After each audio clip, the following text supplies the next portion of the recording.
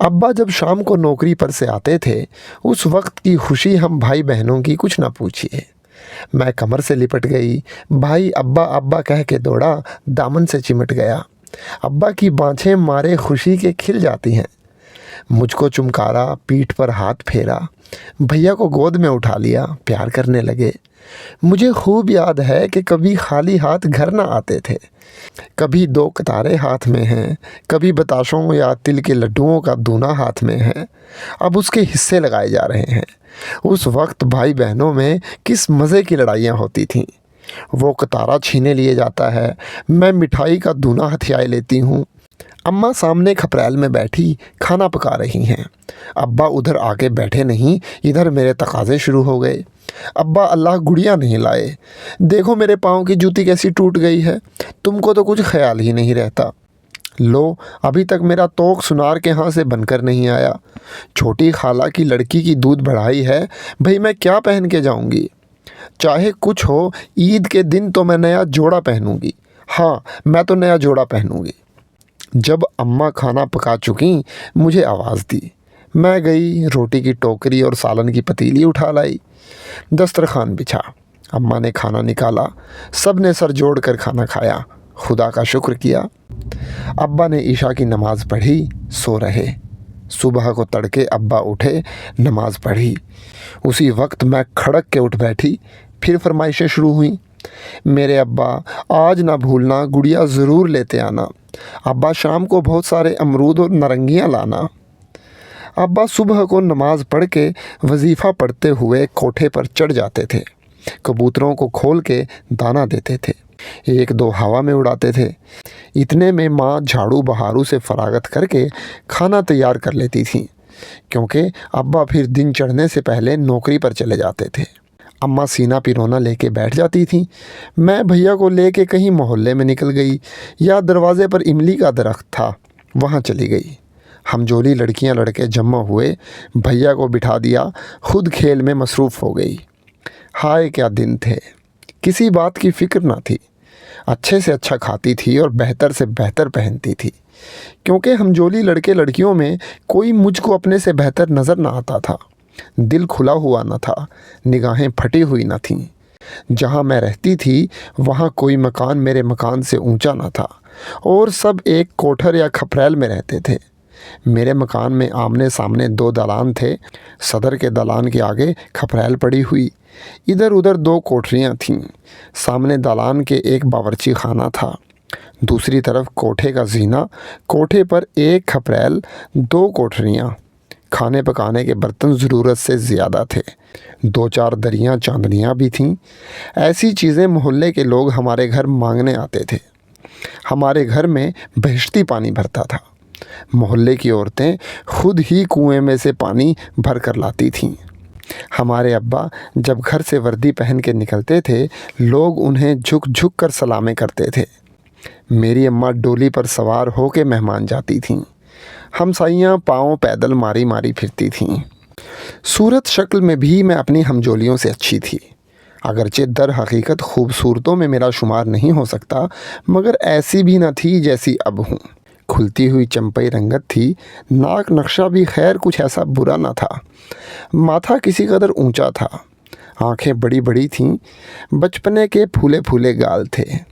नाक अगरचे सुतवा न थी, मगर पुचकी और पहिया फिरी भी न थी। डील डोल भी सिन के मुआफिक अच्छा था, अगरचे अब वैसी नहीं रही। नाजुकों में मेरा शुमार न जब था न अब है। इस कता पर पाँव में लाल गुलबदन का पायजामा, छोटे छोटे पैंचों का टोल का नेफा, नैनों की कुर्ती, तंजेब की ओढ़नी, हाथों में चांदी की 3-3 चूड़ियाँ, गले में तोक, नाक में सोने की नथनी, और सब लड़कियों की नथनियाँ चांदी की थीं। कान अभी ताज़े ताज़े छिदे थे, उसमें सिर्फ नीले डोरे पड़े थे। सोने की बालियाँ बनने गई थीं। मेरी शादी मेरी फूफी के लड़के के साथ ठहरी हुई थी। मंगनी 9 बरस के सिन में हो गई थी। अब उधर से शादी का तकाजा था। मेरी फूफी नवाबगंज में ब्याही हुई थीं। फूफा हमारे ज़मींदार थे। फूफी का घर हमारे घर से ज़्यादा भरा पूरा था। मंगनी होने से पहले मैं कई मर्तबा अपनी अम्मा के साथ वहाँ जा चुकी थी। वहाँ के कारखाने ही और थे। मकान तो कच्चा था मगर बहुत वसी। दरवाजे पर छप्पर पड़े थे। गाय बैल भैंसें बंधी थीं। घी दूध की इफरात थी। अनाज की कसरत। भुट्टों की फसल में टोकरों भुट्टे चले आते हैं। कतारों की फांदियाँ पड़ी रहती थीं। ऊख के ढेर लगे हुए हैं। कोई कहाँ तक खाए। मैंने अपने दूल्हा यानी जिसके साथ मेरी निस्बत ठहरी हुई थी को भी देखा था, बल्कि साथ खेली भी थी। अब्बा पूरा जहेज़ का सामान कर चुके थे। कुछ रुपए की और फिक्र थी। रजब के महीने में शादी का तकर्रुर हो गया था। रात को अब्बा अम्मा में जब मेरी शादी की बातें होती थीं, मैं चुपके चुपके सुना करती थी और दिल ही दिल में खुश होती थी। वाह, मेरे दूल्हा की सूरत करीमन एक धनिये की लड़की का नाम था जो मेरी हमसिन थी। करीमन के दूल्हा से अच्छी है। वो तो काला काला है, मेरा दूल्हा गोरा गोरा है। करीमन के दूल्हा के मुंह पर क्या बड़ी सी दाढ़ी है। मेरे दूल्हा के अभी मूछें भी अच्छी तरह नहीं निकली। करीमन का दूल्हा एक मैली सी धोती बांधे रहता है, माशी रंगी हुई मिर्ज़ई पहने रहता है। मेरा दूल्हा ईद के रोज़ किस ठाठ से आया था। सब्ज़ छींट का दुगला, गुलबदन का पायजामा, मसाला की टोपी, मखमली जूता। करीमन का दूल्हा सर में एक फेंटा बांधे हुए नंगे पांव फिरता है। गरज के मैं अपनी हालत में खुश थी, और क्यों ना खुश होती, क्योंकि उससे बेहतर और कोई हालत मेरे ख्याल में ना आ सकती थी। मुझे अपनी तमाम आरजुएं बहुत ही जल्द पूरी होती मालूम होती थीं। मुझे याद नहीं कि जब तक मैं अपने बाप के घर में रही मुझे कोई सदमा पहुंचा हो, मगर एक मर्तबा जब मेरी उंगली का एक छल्ला चंदा ढेरी खेलने में जाता रहा था, मुआ चांदी का था, शायद एक आने से ज़्यादा का ना होगा। ये अब कहती हूँ, उस वक्त इतनी तमीज़ कहाँ थी कि कीमत किसी चीज़ की मुझे मालूम ही ना थी। उस छल्ले के लिए मैं इतनी रोई कि आंखें सूज गईं।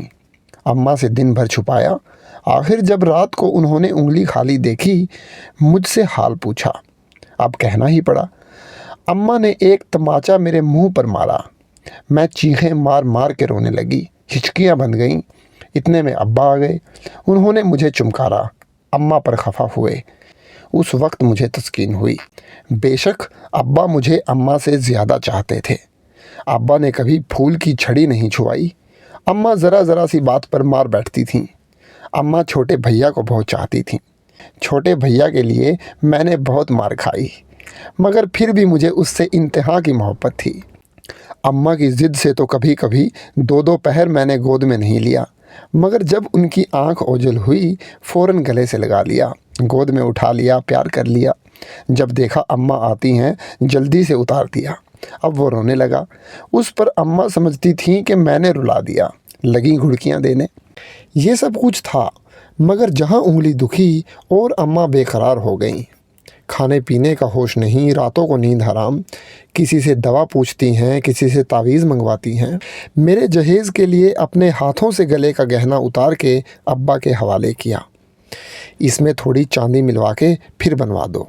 2-1 अदद जो नए बने हुए हैं उनको उजलवा दो। घर भर के बर्तनों में 2-4 रख लिए, बाकी निकाल के अलग कर दिए कि इन पर कलई करवा दो। बल्कि अब्बा ने कहा भी कि कुछ अपने आइंदा का भी ख्याल रखो। अम्मा ने कहा, ओहो जी होगा, तुम्हारी बहन ज़मींदार की बीवी हैं, वो भी तो जाने कि भाई ने लड़की को कुछ दिया। लाख तुम्हारी बहन है, ससुराल का नाम बुरा होता है। मेरी लड़की नंगी बूची जाएगी तो लोग ताने देंगे। मिर्ज़ा रुसवा साहब, मैंने अपने माँ बाप के घर और बचपन की हालत का पूरा नक्शा आपके सामने खींच दिया है। अब आप समझ सकते हैं कि अगर मैं उस आलम में रहती तो खुश रहती या नाखुश। इसे आप खुद कयास कर सकते हैं। मेरी नाक़िस अक़ल में यह आता है कि मैं उस हालत में अच्छी रहती। इब्तिदा आवारगी की जोश वहशत का सबब हम तो समझे हैं, मगर नासेह को समझाएंगे क्या। मैंने अक्सर लोगों को कहते सुना है कि जो ज़ात की रंडियां हैं उनका तो ज़िक्र ही क्या, जो कुछ ना करें कम है, क्योंकि वो ऐसे घर और ऐसी हालत में परवरिश पाती हैं जहां सिवाय बदकारी के और किसी चीज़ का मज़कूर ही नहीं। माँ बहन जिसको देखती हैं उसी हालत में हैं, मगर ये माँ बाप की बेटियां जो अपने घरों से निकलकर ख़राब हो जाती हैं, उनको वहाँ मारे जहाँ पानी ना मिले। मेरा हाल जितना मैं बयान कर चुकी हूँ इतना ही कह के छोड़ूँ और उसके बाद ये कह दूँ कि इसके बाद मैं आवारा हो गई। इससे ये ख्याल पैदा होगा कि कमबख्त उद्माती थी, शादी होने में देर हुई, किसी से आंख लगा के निकल आई, उसने छोड़ दिया, किसी और से आशनाई की, उससे भी ना बनी, आखिर रफ्ता रफ्ता यही पेशा हो गया। वाकई अक्सर ऐसा होता है। मैंने अपनी ज़िंदगी में बहुत सी बहू बेटियों को ख़राब होते देखा और सुना। इसके सबब भी कई होते हैं। एक तो ये कि जवान हो गई, माँ बाप शादी नहीं करते। दूसरे यह कि शादी अपनी पसंद से नहीं होती, माँ बाप ने जहाँ पाया वहीं झोंक मारा। मियाँ के सिन का लिहाज किया, ना सूरत शक्ल देखी, ना मिजाज का हाल दरियाफ्त किया। मियाँ से ना बनी, निकल खड़ी हुई। या फिर जवानी में सर पर आसमान टूटा, रांड हो गई, सब्र न हो सका, दूसरा कर लिया। या बदसोहबत मिली, आवारा हो गई। मगर मुझ बदनसीब नाशुदनी को बख्त व इत्तेफाक ने मजबूर करके ऐसे जंगल में छोड़ा जहाँ सिवाय गुमराही के कोई रास्ता ही ना था। दिलावर खान, जिसका मकान हमारे मकान से थोड़ी दूर था, मुआ डकैतों से मिला हुआ था। लखनऊ में बरसों कैद रहा। इसी ज़माने में नहीं मालूम किसकी सिफारिश से छूट कर आया था। अब्बा से सख्त अदावत रखता था। वजह ये थी कि जब फैज़ाबाद से गिरफ़्तार हुआ तो मोहल्ले से उसके चाल चलन की तहकीकात के लिए लोग तलब हुए। उनमें अब्बा भी थे। बेचारे यूं भी दिल के सादे और ज़बान के सच्चे थे। इस पर तुर्रा ये कि रानी वाले साहब ने उनके हाथ में कुरान दे के पूछा, जमादार तुम सच कहो, ये कैसा आदमी है? अब्बा ने साफ साफ जो उसका हाल था कह दिया। उन्हीं की गवाही पर दिलावर खान कैद हो गया। ये हाल मैंने अपनी माँ से सुना था। वही कीना उसके दिल में चला आता था। अब की जब कैद से छूट कर आया तो उसने अब्बा की ज़िद पर कबूतर पाले। एक दिन उसने अब्बा का कबूतर मारा, लेने को गए, न दिया। अब्बा 4 आने देते थे, वो 8 आने मांगता था। अब्बा तो नौकरी पर चले गए। छुटपुटे का वक्त खुदा जाने मैं क्यों निकली थी, देखती क्या हूँ कि इमली के नीचे खड़ा हुआ है। कहने लगा, चलो बेटा, तुम्हारे अब्बा पैसे दे गए थे, कबूतर ले लो। मैं उसके दम में आ गई, साथ चली गई। जाके जो देखती हूँ, घर में कानी चिड़िया नहीं, अकेला मकान पड़ा है। इधर मैं घर में दाखिल हुई, उधर उसने अंदर से कुंडी बंद कर ली। चाहती हूँ कि चीखूं, उसने मुंह में गूदर ठूंस दिया। मेरे दोनों हाथ रुमाल से कस दिए। उस मकान का एक दरवाज़ा दूसरी तरफ था। मुझे ज़मीन पर बिठा के आप गया। वो दरवाज़ा खोला और पीर बख्श कह के आवाज़ दी। पीर बख्श अंदर आया। दोनों ने मिलकर मुझे बैलगाड़ी पर सवार कर लिया कि बैलगाड़ी चल निकली। मैं दम बखुद रह गई। तले की सांस तले, ऊपर की ऊपर, करूं क्या, कोई बस नहीं, मूजी के चंगुल में हूँ। दिलावर खान बहली के अंदर मुझको घुटनों के नीचे दबाए हुए बैठा है। हाथ में छुरी है, मुँह की आँख से खून टपक रहा है। पीर बख्श गाड़ी हाँक रहा है। बैल हैं कि उड़े चले जा रहे हैं। थोड़ी देर में शाम हो गई। चारों तरफ अंधेरा छा गया। जाड़े के दिन थे, सन्नाटे की हवा चल रही थी। सर्दी के मारे मेरी बोटी बोटी कांप रही थी, दम निकला जाता था, आँखों से बारान जारी थी। दिल में ये ख्याल आता था कि हाय किस आफत में फंसी। अब्बा नौकरी पर से आए होंगे, मुझे ढूंढते होंगे। अम्मा सर पीट रही होंगी। छोटा भाई खेल रहा होगा, उसे क्या मालूम बहन किस आफत में है। माँ बाप, भाई, मकान का दालान, अंगनाई, बावर्ची खाना, सब कुछ मेरी आंखों के सामने था। ये सब ख्यालात एक तरफ थे और जान का खौफ एक तरफ। दिलावर खान घड़ी घड़ी छुरी दिखाता था। मुझे ऐसा मालूम होता था कि अब कोई दम में ये छुरी मेरे कलेजे के पार होगी। गुदड़ अब मेरे मुंह में ना था। इधर तो मेरा ये हाल था और उधर दिलावर खान और पीर बख्श में हंस हंस कर बातें हो रही थीं।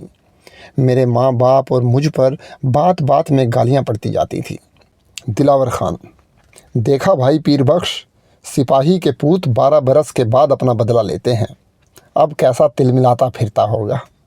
पीर बख्श, भाई तुमने बेशक इस मिस्र को असल कर दिखाया। 12 बरस तो हुए होंगे तुम्हें कैद हुए। दिलावर खान, पूरे 12 बरस हुए। भाई लखनऊ में क्या क्या मुसीबतें उठाई हैं। खैर, वो भी तो कोई दिन याद करेगा। ये तो मेरा पहला वार था, मैं तो उसको जान से मारूंगा। पीर बख्श, क्या ये भी इरादा है? दिलावर खान, तुम समझते क्या हो, जान से ना मारा तो पठान का तुख्म नहीं। पीर बख्श, भाई तुम भी खोल के सच्चे हो, जो कहोगे कर दिखाओगे। और इसे क्या करोगे? दिलावर खान, करेंगे क्या, यहीं कहीं मार के नाले में तूप दो, रातों रात घर चले चलो। ये बात सुन के मुझे अपनी मौत का यकीन हो गया। आंखों में आंसू थम गए, दिल में आप धचका लगा, मन का ढल गया, हाथ पांव डाल दिए। ये हाल देखकर भी मुँह कट्टर को तरस ना आया और एक घूंसा ज़ोर से मेरे कलेजे पर मारा कि मैं बिलबिला गई। करीब था कि गिर पड़ूं। पीर बख्श, इसे तो मार डालोगे और हमारा रुपया? दिलावर खान, गले गले पानी। पीर बख्श, कहाँ से दोगे, हम तो कुछ और ही समझते थे। दिलावर खान, घर चलो, कहीं से ना हो सके तो कबूतर बेच के दे दूंगा। पीर बख्श, अमा लखनऊ में चलकर इस छोकरी के कोड़े कर लो। जब से अपने मरने का यकीन हो गया था, मुझे अब दोनों की बातें कानों से अच्छी तरह सुनाई न देती थीं। ये मालूम होता था कि जैसे कोई ख्वाब में बातें कर रहा है। पीर बख्श की बात सुनकर मेरे दिल में फिर अपनी ज़िंदगी का कुछ आसरा बंधा। दिल ही में पीर बख्श को दुआएं देने लगी, मगर अब ये इंतज़ार है कि देखूं ये मूजी क्या कहता है। दिलावर खान, अच्छा देखा जाएगा, अभी चले चलो। पीर बख्श, यहाँ ज़रा ठहर ना जाएं, वो सामने दरख्त के नीचे आग जल रही है, थोड़ी आग ले आएं तो हुक्का भरें। पीर बख्श तो आग लेने गया। मुझे ये खौफ पैदा हुआ कि कहीं पीर बख्श के आते आते ये मेरा काम तमाम ना कर दे। जान का खौफ बड़ा होता है। एक बारगी ज़ोर से चीख मारी। चीख का मारना था कि दिलावर खान ने 2-3 तमाचे मेरे मुंह पर कस कस के लगाए। हरामजादी चुप नहीं रहती, अभी छुरी भोंक दूंगा, फैल करती है। पीर बख्श, अभी थोड़ी दूर गया होगा।